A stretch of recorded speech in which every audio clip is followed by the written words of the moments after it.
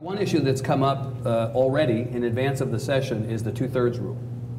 The question of whether the new Senate, being more conservative as we've talked about, will have an interest in obliterating the two-thirds rule, which has been a tradition, really more than a rule, in the Senate.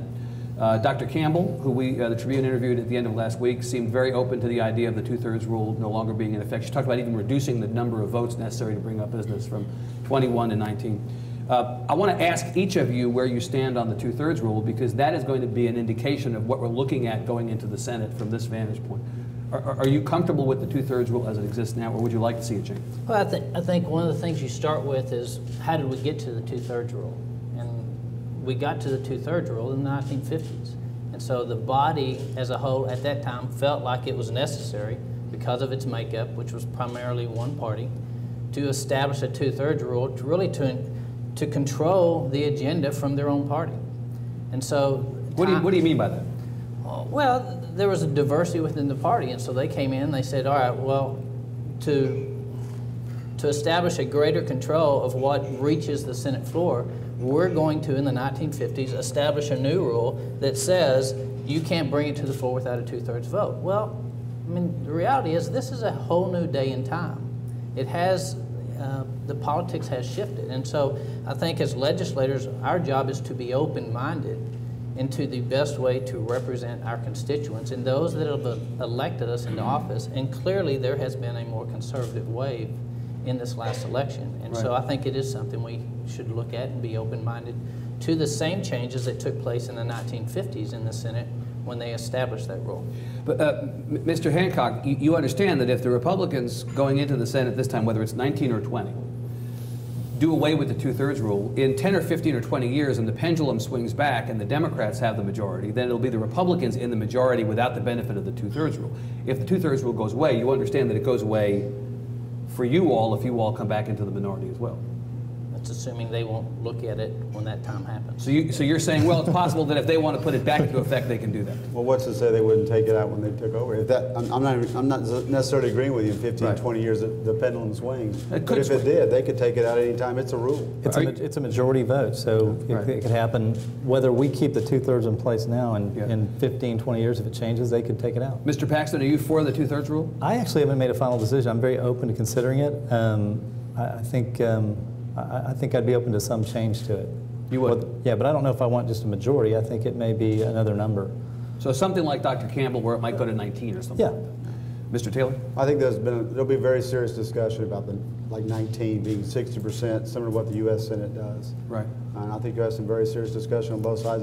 I personally think it's probably worth looking at. And I think the founders rejected the two-thirds rule largely because they didn't want the minority to control the agenda. That's kind of what we have in the Senate now. Let me look to Mr. Taylor for the next question. Again, Chairman of the House Republican Caucus. One thing that has been suggested is that Lieutenant Governor Dewhurst not appoint any Democratic chairs. That has been floated, and it's not unprecedented. It's rare that this has happened in the past where one party has said we're just going to control the chairmanships, but it's rare.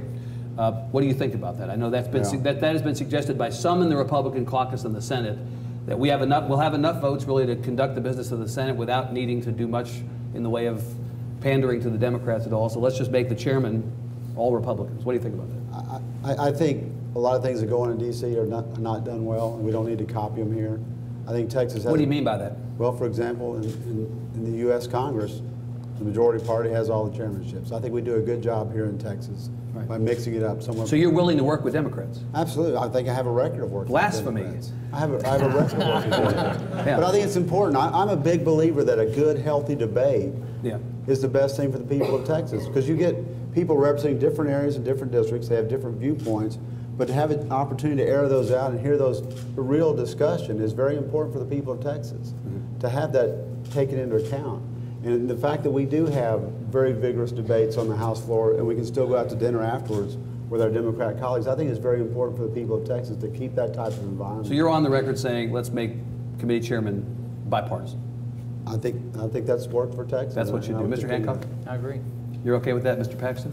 I think it's Governor Dewhurst's decision, but it wouldn't bother me if we had all Republican chairs. It would not bother you. It would not bother me. As a practical matter, Mr. Paxton, how would the business of the Senate be conducted? Better, how would it be improved, say, if you had all Republican chairs? Well, obviously, it'd be easier for me to get my bills through. So. What could I have been thinking? Of course, that's kind of what I'm thinking about. Right.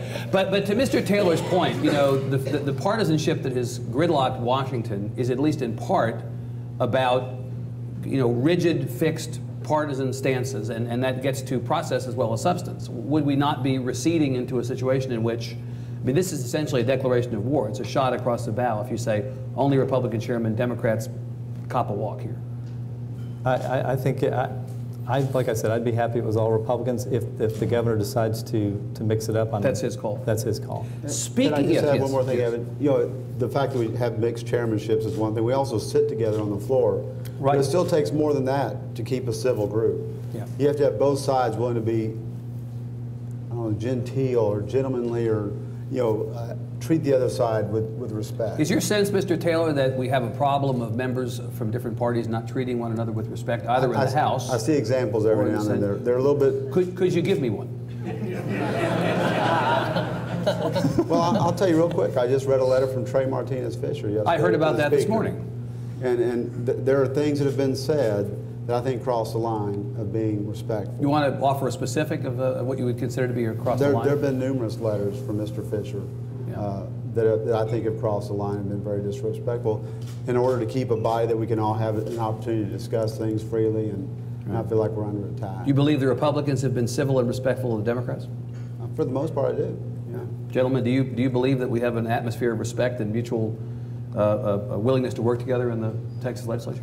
I think on a relative basis, it's actually pretty good in Texas. I mean, you're always going to have disagreements across party lines. We have disagreements in our own party where there's not always a civil discourse. Right. So, you know, in fact, these days, arguably, the action is inside your party. It's not across parties. Right, and it's fine. We have disagreements, but generally, I mean, we're in a political process. You're going to have disputes and disagreements. But I think if you look at other states, you look at Washington, I think we do a pretty good job.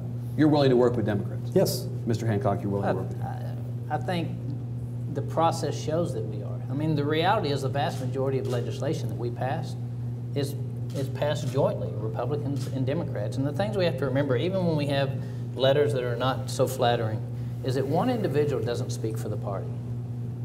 I'm sure that there are Democrats that are not in agreement with the letter that was sent out by an individual that may want to speak for the party. Right. And so it happens on both sides. But we're all elected as individuals. They knew who we were when they voted for us. Right. And yes, we are Republican, but Kelly Hancock cannot speak for the Republican Party as a whole, nor can Trey Martinez Fisher. Right.